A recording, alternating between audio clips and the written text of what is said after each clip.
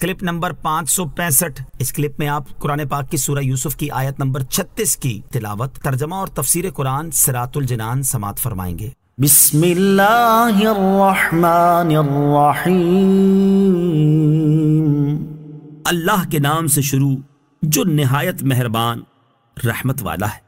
वदखल मअहु अस्सिजन फतयान क़ाल अहदुहुमा इन्नी अरानी अअसिरु खमरा वक़ाल अल-आख़र इन्नी अरानी अहमिलु फ़ौक़ रअसी ख़ुब्ज़न तअकुलु अत्तयरु मिन्हु नब्बिना बितअवीलिहि इन्ना नराक मिनल मुहसिनीन।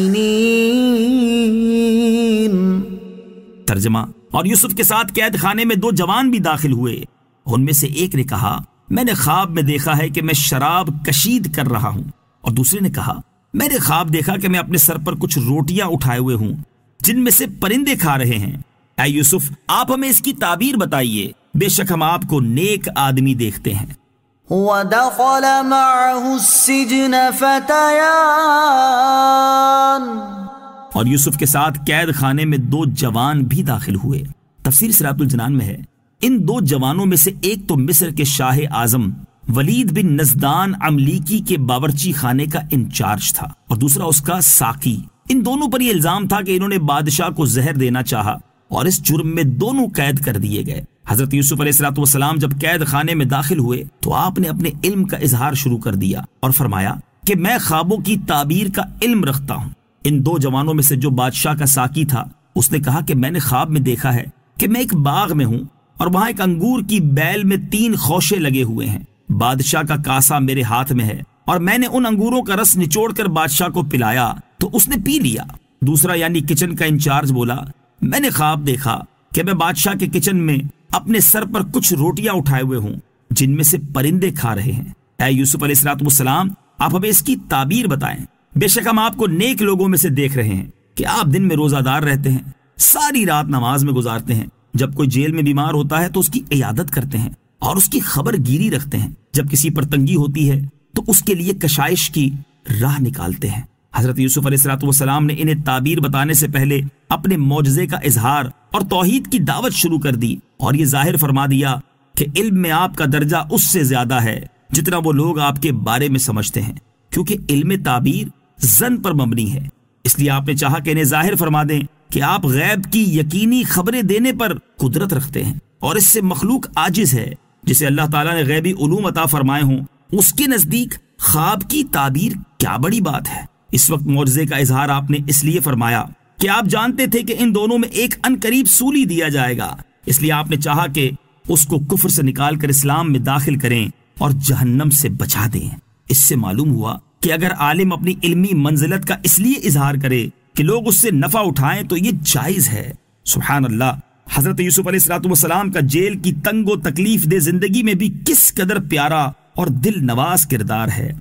काश कि हम आफियत की जिंदगी में ही ऐसे किरदार को अपनाने की कोशिश कर लें। कैद की हालत में भी तबलीग।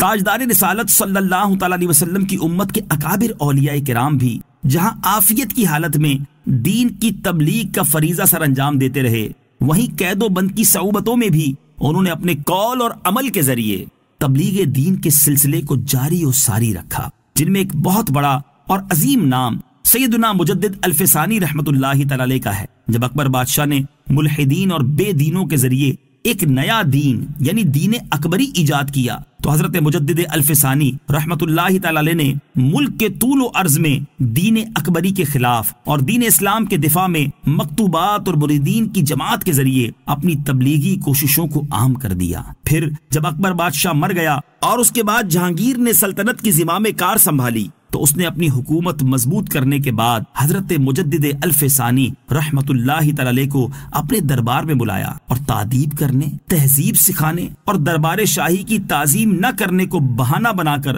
انہیں قلعہ گوالیار میں قید کر دیا۔ لیکن آپ رحمت اللہ تعالی علیہ نے وہاں قیدیوں میں بھی اپنی تبلیغی سرگرمیوں کو جاری رکھا، جس کے نتیجے میں ہزاروں کافر و مشرک قیدی مشرف با اسلام ہو گئے۔ اسی طرح قید خانے سے مکتوبات کے ذریعے اپنے اہل و عیال، مریدوں اور اہل محبت کو احکام اسلام پر عمل کی دعوت دیتے رہے۔ ان میں سے ایک خط ملاحظہ ہو، چنانچہ آپ رحمت اللہ تعالی علیہ نے اپنے صاحبزادوں خواجہ محمد سعید اور خواجہ محمد معصوم رحمت اللہ تعالی علیہما کے نام ایک مکتوب میں تحریر فرماتے ہیں: فرزندان گرامی، مصیبت کا وقت اگرچہ تلخ و بے مزہ ہے، لیکن اس میں فرصت میسر آ جائے تو غنیمت ہے۔ اس وقت تمہیں چونکہ فرصت میسر ہے، اس لیے اللہ تعالیٰ کا شکر ادا کرتے ہوئے اپنے کام میں مشغول ہو جاؤ اور ایک لمحہ بھی فارغ نہ بیٹھو۔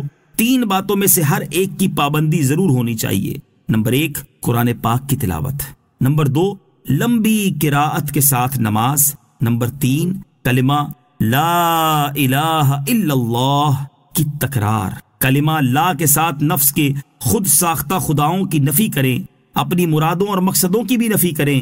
اپنی مرادیں چاہنا یعنی جو ہم چاہیں وہی ہو جائے، گویا یہ خدائی کا دعویٰ کرنا ہے۔ اس لیے چاہیے کہ سینے میں کسی مراد کی کوئی گنجائش نہ رہے اور ہوس کا خیال تک نہ آنے پائے، تاکہ حیات کی حقیقت متحقق ہو۔ نفسانی خواہشات جو کہ جھوٹے خدا ہیں کو کلمہ لا کے تحت لائیں تاکہ ان سب کی نفی ہو جائے اور تمہارے سینے میں کوئی مقصد و مراد باقی نہ رہے، حتیٰ کہ میری رہائی کی آرزو بھی جو اس وقت تمہاری سب سے اہم آرزوؤں میں ہے نہ ہونی چاہیے۔ تقدیر اور اللہ تعالیٰ کے فعل و مشیت پر راضی رہیں۔ جہاں بیٹھے ہوئے ہیں اسے اپنا وطن سمجھیں۔ یہ چند روزہ زندگی جہاں بھی گزرے اللہ تعالیٰ کی یاد میں گزرنی چاہیے۔ جیل میں تبلیغ کے حوالے سے ایک دوسرا واقعہ ملاحظہ فرمائیں۔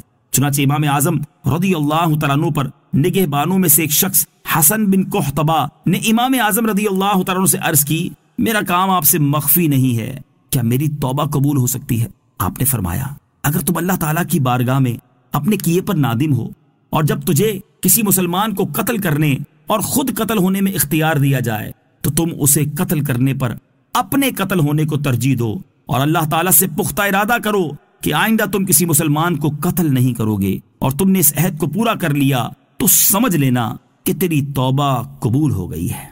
صلو علی الحبیب صلی اللہ تعالی علی محمد صلی اللہ تعالی علیہ وسلم۔ مجھے اپنی اور ساری دنیا کی لوگوں کی اصلاح کی کوشش کرنی ہے انشاءاللہ عز و جل۔